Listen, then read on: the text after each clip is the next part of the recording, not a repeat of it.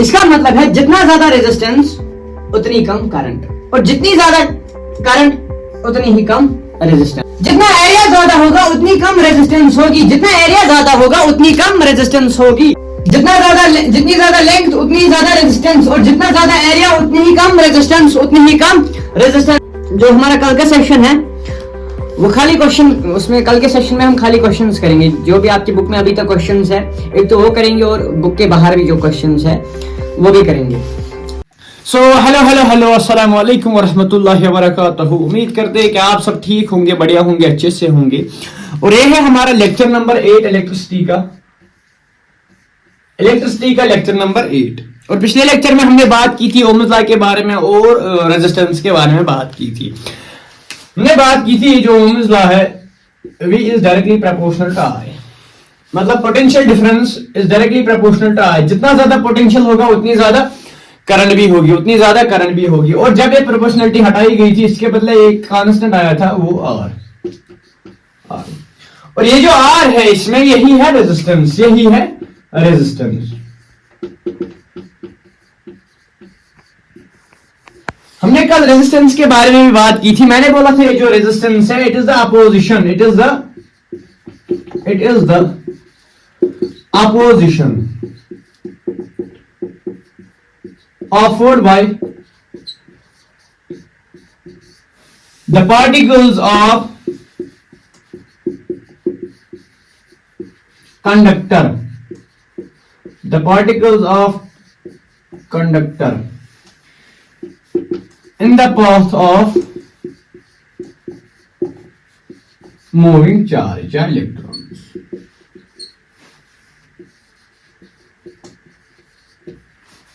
Charge electrons, यानी एक opposition है। अपोजिशन मतलब रुकावट, अपोजिशन मतलब आगे खड़ा होना। एक अपोजिशन है किनके जरिए? पार्टिकल्स ऑफ कंडक्टर के जरिए। किस पे सर? चार्ज पे। हाँ सर, आज बात करते हैं रेजिस्टेंस की, और ज्यादा बात करते हैं। ऐसे समझो V is equal to R I। हाँ सर, जब इस R को इधर ले जाए, जब इस I को इधर ले जाएंगे सर, ये तो अपॉन में आएगा, इज इक्वल टू में R। इसका मतलब है जितना ज्यादा रेजिस्टेंस उतनी कम करंट, और जितनी ज्यादा करंट उतनी ही कम रेजिस्टेंस, जितनी ज्यादा रेजिस्टेंस होगी उतनी कम करंट होगी, और जितनी ज्यादा करंट होगी उतनी ही कम, और जितनी ज्यादा करंट होगी उतनी ही कम रेजिस्टेंस। आज बात करते हैं किन किन फैक्टर्स पे ये रेजिस्टेंस डिपेंड करती है,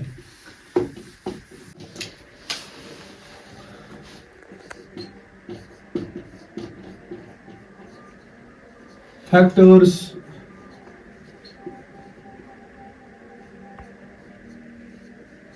on which the resistance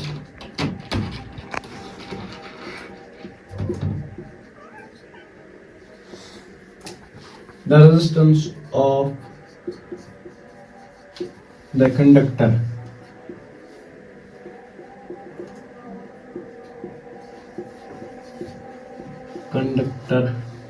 depends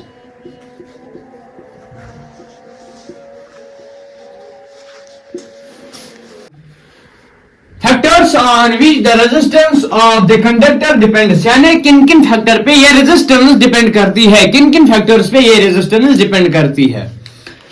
पहला जो फैक्टर है लेंथ ऑफ द कंडक्टर, यानी कंडक्टर की लेंथ। मानो ये हमारे पास एक वायर है, कंडक्टर, ये हमारे पास एक वायर है। जितनी ज्यादा लेंथ होगी उतनी ही ज्यादा रेजिस्टेंस, जितनी ज्यादा लेंथ होगी उतनी ही ज्यादा रेजिस्टेंस होगी। इसका मतलब R is directly proportional to L। पहली बात तो ये है, पहली बात ये है, जितनी ज्यादा लेंथ होगी उतनी ज्यादा रेजिस्टेंस, जितनी ज्यादा लेंथ उतनी ज्यादा रेजिस्टेंस। और जो दूसरा फैक्टर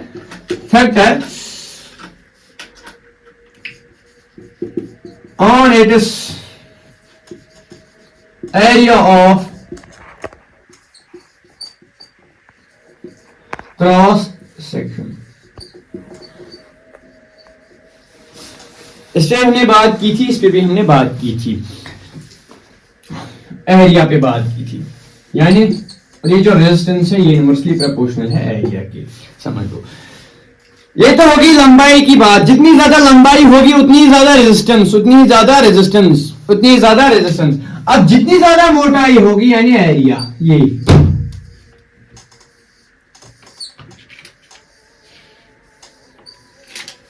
जितना एरिया ज्यादा होगा उतनी कम रेजिस्टेंस होगी, जितना एरिया ज्यादा होगा उतनी कम रेजिस्टेंस होगी। यानी जब अगर एरिया ज्यादा होगा तो कम रेजिस्टेंस, और अगर रेजिस्टेंस ज्यादा होगी तो एरिया कम होगा। ये तो हो गई दूसरी बात। और तीसरी बात,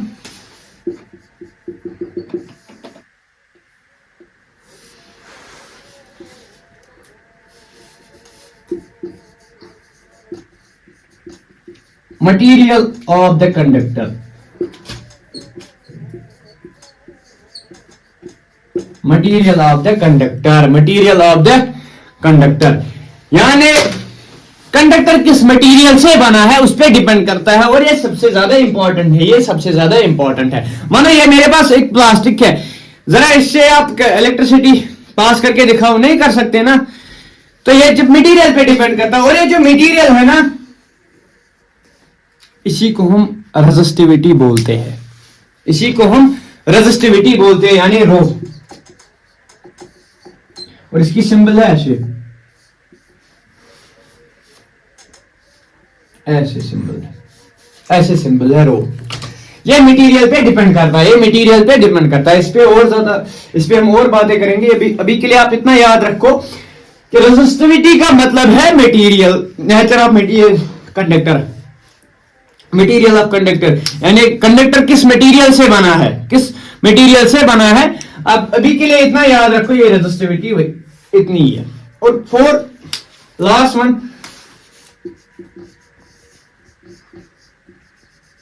टेम्परेचर।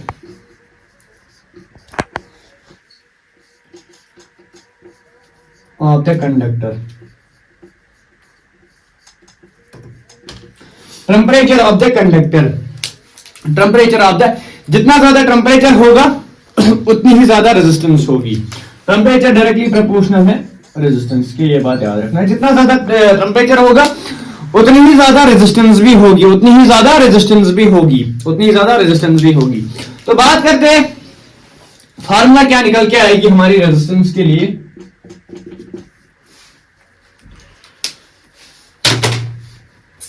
यहां पे दिखाऊंगा मैं।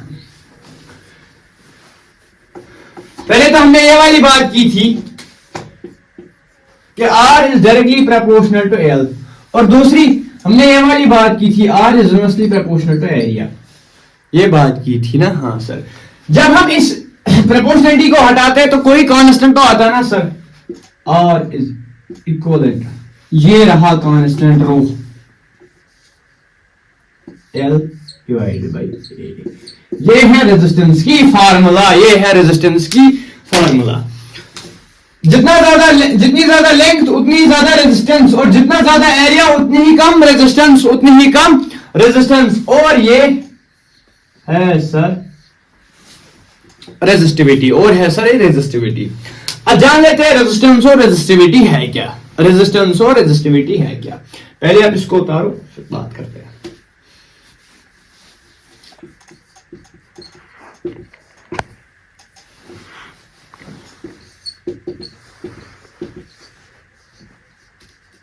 Difference between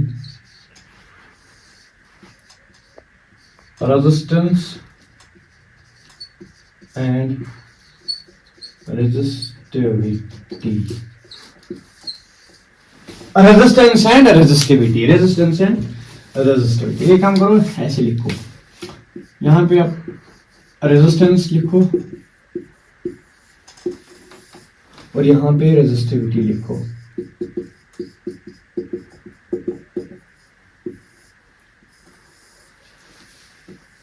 इसके बारे में और बातें करेंगे अगले लेक्चर में, रेजिस्टिविटी के बारे में और बातें करेंगे। फिलहाल के लिए आप इतना याद रखो। रेजिस्टेंस क्या है? It is the opposition. It is the opposition offered by the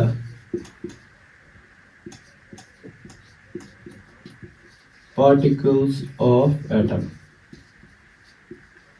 Particles of atom. और रेजिस्टिविटी है क्या? Material dependent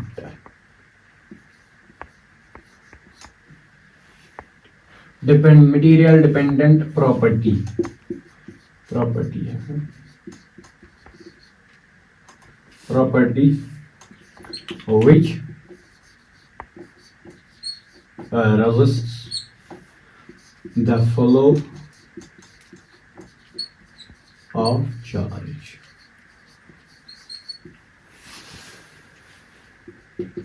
material dependent property है which resist the flow of charge. और दूसरी डिफरेंस क्या है सर? दूसरी डिफरेंस है इसका ऐसा यूनिट क्या है सर? और इसको हम रिप्रेजेंट करते हैं आर से, और इसका जो एस आई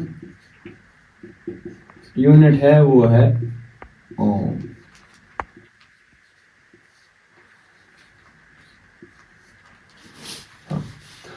और तीसरी बात, इसको हम रिप्रेजेंट करते हैं ऐसे रो से, और इसका जो SI unit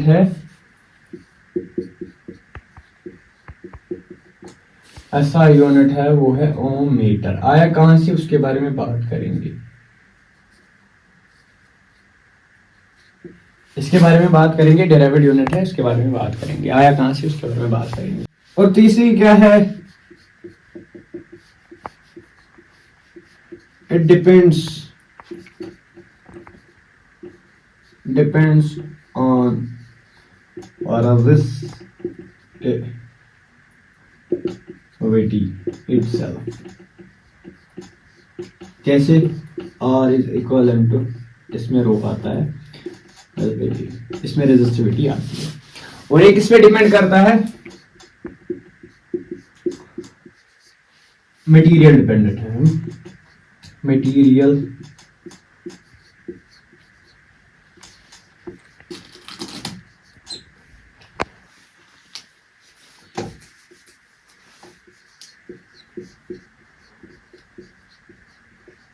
dependent in temperature